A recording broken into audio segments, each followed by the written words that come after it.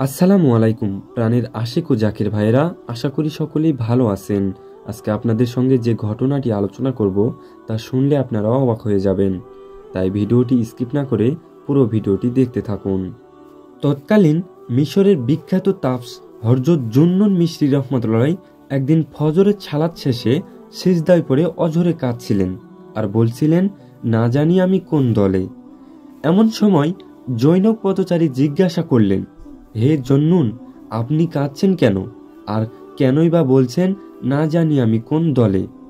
উত্তরে জুন্নুন রহমতুল্লাহ বললেন, ফজরের সালাতের পর আমি যখন সিজদারত অবস্থায় আল্লাহর উদ্দেশ্যে কাঁদছিলাম, তখন আমার ওপর ইলহাম আসে, হে জুন্নুন, আমি আদমকে সৃষ্টি করার পর তার পৃষ্ঠদেশ হতে সমুদয় মানব জাতির আত্মাকে বের করে আনলাম। তারপর আমি তাদের সামনে দুনিয়াকে হাজির করলাম।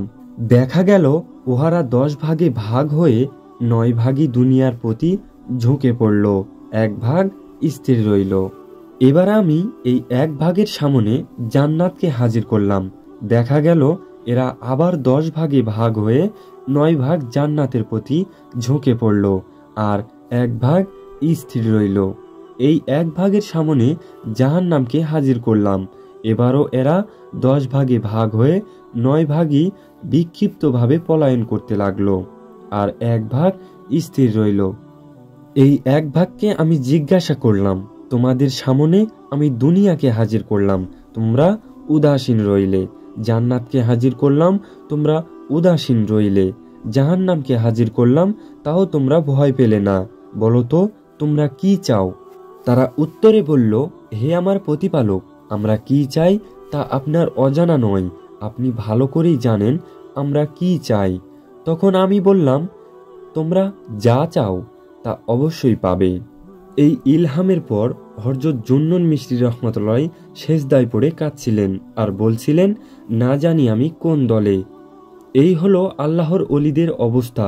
অথচ আমরা সারাটি জীবন দুনিয়ার ইবাদত করে 5 ওয়াক্ত সালাত কোনো ক্রমে পার করে মনে করি যে আমরা মহান আল্লাহওয়ালা হয়ে গেছি। হায়রে মানুষ, জান্নাতুল ফিরদাউসে যেতে এখন শুধু সময়ের ব্যাপার।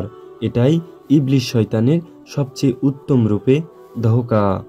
উপরের ঘটনার আলোকে আমরা প্রত্যেকে যাচাই করতে পারি যে আমরা কোন দলে রয়েছি। শুধুমাত্র নামাজের জন্যই অগণিত ফেরেশতারাই যথেষ্ট ছিল, মানব সৃষ্টির প্রয়োজনই ছিল না। মানব সৃষ্টির মূল উদ্দেশ্য সম্পর্কে আমরা সম্পূর্ণরূপে অজ্ঞ। যারা অলিয়াউলিয়ার নিকট যে বায়াত নিয়েছে তারাই বুঝতে পারবে এই দুনিয়ার সৃষ্টির মূল রহস্য কি হতে পারে। সংগৃহীত। তো প্রাণের আশিক ও জাকির ভাইরা, ভিডিওটি ভালো লাগলে সবাই ভিডিওটি শেয়ার করবেন এবং আমাদের চ্যানেলটি সাবস্ক্রাইব করে রাখবেন, যাতে আমাদের নতুন ভিডিও ছাড়লে সবার আগে আপনার কাছে পৌঁছায়। আসসালামু আলাইকুম।